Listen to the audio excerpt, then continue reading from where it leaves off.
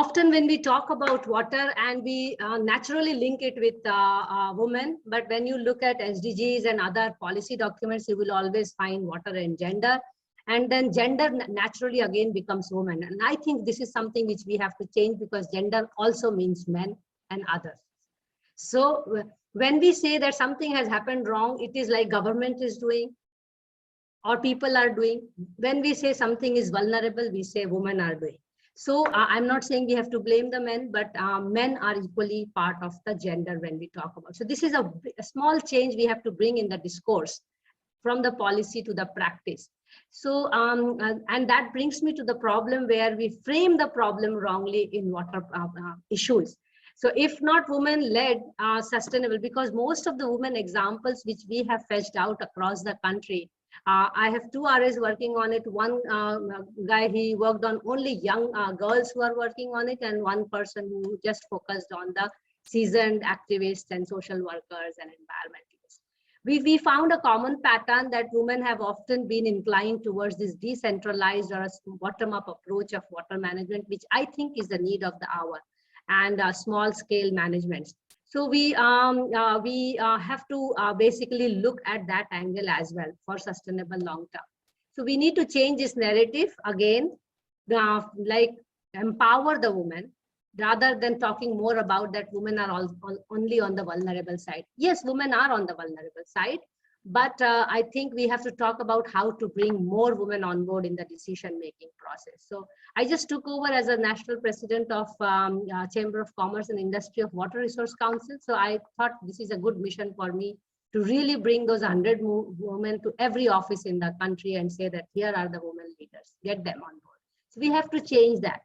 So how do we change that? We have to also actually do some changes inside women's way of looking at water. So when we talk about water, we always talk about the visible water, and we try to conserve and do all sorts of things with them. I think this is where we have to expand and extend our way of looking at water. And this is where we can bring a change, and this is where women makes a huge, huge difference. And this is the invisible water, which is actually the main devil of water management. We often talk about the water resources and we straight away jump into the water per se. We don't see in between what is happening, because you may all be knowing. So I'm not going to give any of these statistics of those sorts that we are using groundwater, this much is there and all. What is alarming is that this water footprint, and we often say that industry is polluting, agriculture is polluting, blah, blah, blah. But then we don't really bring that onus to ourselves, because industry and agriculture is producing something which we aspire for our lifestyle. So I'm pretty much talking about lifestyle change actually to do water changes. Because when we talk about water consumption, or we talk about, some liters, 120 liters, 135 liters, and national average says 80 liters urban, per urban person is taking on an average when they average it out. But when you really look at and calculate the lifespan with the lifestyle of a person, it comes to around 4,000 liters to 6,000 liters per day by an urbanite. So this is where, I mean, going and doing something on the lake is extremely important, but my point is that it is not going to be enough. We have to change the way we live. Honestly speaking, my tagline nowadays is that if you really want to manage water or do something on the lake, just don't do anything there. I recently did a workshop on what not to do in water bodies, because everywhere the lakes are getting managed, developed, restored and everything. So I developed this course. So we have to really bring change in the house. We don't need to bring any change on the water body per se. This is where the problem is. The circular water is actually going around our lifestyle. So more we change, more we consume things in our life, from building industry, which consumes 30 to 40% of water, by the way, infrastructure. Unless and until we control this, we are not going to manage our groundwater, because we are dependent on groundwater and we do a lot of work on surface water. So why we need to talk about it, and there was a discussion on wastewater in the beginning, because we have to keep in mind that every water we draw from the ground or surface to consume in all invisible water, we produce more wastewater. So end of the day, when we are talking about water, we are actually talking about managing the wastewater. So now you look at the national budgeting and all, you will find wastewater budget is way too low than water supply budget. And this is where the mismatch is, and this is where we struggle to manage our water bodies and water systems. So I'm saying that we have to have a judicious budget allocation for wastewater as compared to water. So I'm not saying reduce the water budget, but rethink the wastewater budget. So this is where why I say that women make a critical, will bring a critical discourse, because when you see on board these manuals are doing things, it is more centralized, large infrastructure and all. And as I was mentioning, women are going to bring those nuances, and Mary put it very nicely that this spaghetti approach, So this is the whole idea of small is beautiful is now required, which I think we are going to see from the other speakers today. Also, this alternate narrative is very important, which is not getting represented because men are leading in the decision making positions. So we have to change this approach of gender sensitive water management and change it from, we are not continuing addressing the wrong problem. We have to start addressing the right problem of patriarchy, because water problem is a patriarchal problem. It's not a woman problem, to be honest. Women are at the receiving end, just like in any war. You see, women, children, and biodiversity are at the receiving end of what men decides in this society. So if it is not about men, women, I think it is more about having masculine approach versus feminine approach to, or soft approach. So I'm also relating it with centralized approach vis-a-vis decentralized approach to water management. And we can just bring our old traditional wisdom. I was just referring to Vedas, to Ramayana, Mahabharata, how they have really brought the idea of water into their whole, habitation, and even Indus Valley for that matter. And you see, all these were talking about decentralized system. So we are basically investing in diverging ways of water management, whereas we need our investment in converging ways. And this is where I'm talking about invest equally on wastewater as we invest on water supply. Otherwise, we are really wasting our money in large centralized infrastructures.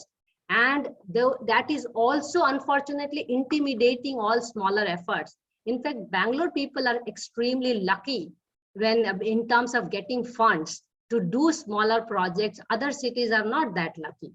And other cities are also unlucky in the fact that for example, I'm sitting in Ahmedabad, and we had such a huge riverfront project where there is no money for lake development projects or lake conservation projects. So if women are on board, at least they will bring that alternate narrative. So this is, I think, I feel very important that what women can bring change. So how can we change that? I think the change has to happen both ways. On ground, there are several women working. I have already brought more than 100 women list now through my researchers. But then we have to also change things from the top. So this is some statistics since independence in India. In 28 states and now 8 union territories, we have only one woman chief minister, and just giving other ministers. But then when I focus on Ministry of Agriculture and Water, you see, since since 1985, I'm looking at, we had only 2 women ministers who have handled water. So I'm talking about leadership position also, not women doing only from the ground. We never had Ministry of Agriculture as a woman minister since independence. We had only, 4 women ministers as environment ministers. So these are very striking figures, and I'm bringing all these figures because leadership also will bring a change. So I just brought these 3-4 ministries which are linked to water. And I'm just linking it also with how a Sustainable Development Goal 5, which is gender, also unfortunately talks only about women, and Sustainable Development Goal 6 go hand in hand, which is water. So we are basically looking for the masculinity, lesser masculinity and more femininity in water decisions, designs and development. We have to talk about ecofeminism, de-development, which is going bottom up, and this is only possible when women are going to come, because examples also show that. We have to also get rid of this westerly idea or funded or panacea idea. This is also linked to, by the way, large infrastructure projects. And Bangalore is a classic example because it is small infrastructure projects also take up or small initiatives. It manages by itself, self-organizes through CSR and other initiatives. The moment these big projects come, we have to go to larger funding and we have to look for these models. So I think I'm pretty much basically alarming on these large infrastructures and all, or we can do some judicious investment. If we are investing X money on rivers, let us distribute that money also on same money also on the lakes. I was discussing this even in the case of Varna and Assi River and in Sabarmati, Ahmedabad as well, that if we had spent that money in mobilizing all the water, smaller water bodies, we could have had better. So I'm just showing the samples as I was mentioning as a response to Mary, that I have collected more than 50 such, flyers where all men are sitting.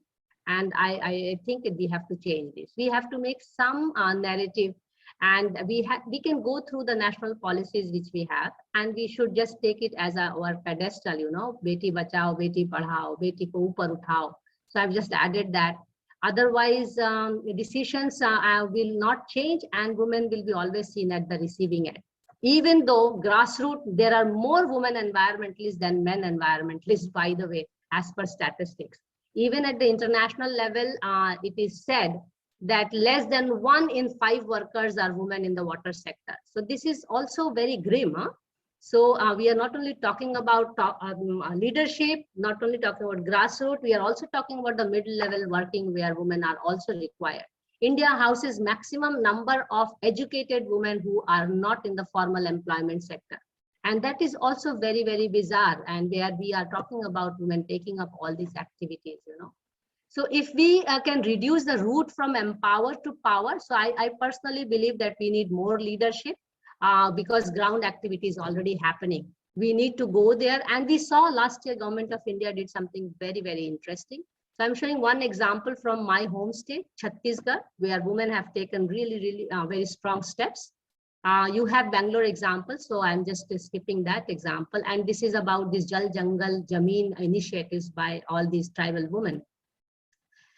Because the thing is, the more masculine we go, we find that water problems are manufactured and manipulated. Why I say this is a classic example of tankers. When tankers can get money, get water, I think there is water. So this is also very masculine way of talking about there is water crisis. There is actually not a water crisis. There is a distribution crisis, which is a poor governance.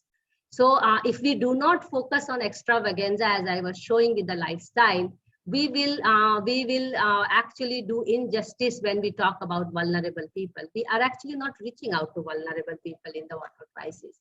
So I'm just acknowledging 2 women from my city who are very good friends and who have shown the path how they can do as a leader as well as from the ground, Nafisa Barot and Ghazala Paul. And I also actually have some cases from which is done by Government of India, by the way, from grassroots, rural areas. For example, Sarju by Meena, So we have to bring them on board in the policy decisions. This is the book last year came, which I thought is a very good initiative, and we must build it every year. More women and more. Which actually took 41 women as stewards from the grassroots. So we are actually linking women specialists. We are not doing the grassroots, but we are doing the leadership, scientists and all, and listing them down this year. That's our plan this year. So what has not been done enough is what women can bring on board, that we should slow down and look for steady growth instead of smart growth. We should get rid of the panacea and stop talking about water development because we need water. This is what women will bring actually on board because they'll ask a lot of difficult questions on board. We should just get rid of the modernism we talk about and just look for some traditional, and you have some good people he's sitting here who work on this. We should get rid of the large is bold and get into the small is beautiful approach. And the very idea of this exclusive water development projects are always excluding. So this is where the bottom-up approach is going to work. So definitely change this. Something out of the box. I would love to see that we talk about This is just a quote, very famous quote we use in water. I think we all know, once you carry your own water. So I would like to promote this figure where men are carrying the water bags and, baskets and all. So first, all men sailing, we have to say, no, no, no. Even men who are invited in those panels, I will really request them that please say that if you don't invite women on board, we are not going to speak all men talking. So men also have to contribute in this. Men and women sailing in different direction. This is about large versus small. Many women sailing in men's direction is equally a problem, which we see in many cases. And this is more about, masculine approach. So I'm just giving example here. Now I actually come to Bangalore for that matter. So these are some examples what we should not do. No to dams, no to river fronts, no to interlinking rivers, no to deforestation, no to mining, no to cash cropping, no to cattle farming. All this can be only brought through if women are really trained to do this kind of approach, and they are taking those approach. So SDG 12, lifestyle, for me is the main key to water conservation, and not really water conservation directly physically. It will not bring to us any change unless and until my house wardrobe and my flat number and car numbers are changing, So we cannot keep destroying and talk about restoring all the time, because we have actually become more exclusive for the middle class and elite than ever in water sector than any other sector, to be honest. And that's where we have to bring those converging paths, accommodate women to change, bring more responsibility on everybody, and accept the climate actions and biodiversity. Everything we buy ends up in the water. This, I think all women have to accept it, and all men also have to accept it, but the change will come from home. And I'm giving example. I see Vishwanath already seated here. So they have brought this change. So Bangalore examples, I really don't need to talk about it. Vishwanath and Sikra are doing amazing, right from traditional water harvesting to even changing their own life. Then I'm sure you all know Leela ma'am. So Putanhalli Lake is a classic example here. And of course, I already have Shobha Reddy ji, and I'm looking forward to listening to her. So I'll stop here, and this is another friend, and I'm sure you will also know her. She has started Bioenzyme Academy. All these are examples from Bangalore. So this is me walking with people. So, the slides are still going. Thank you so much.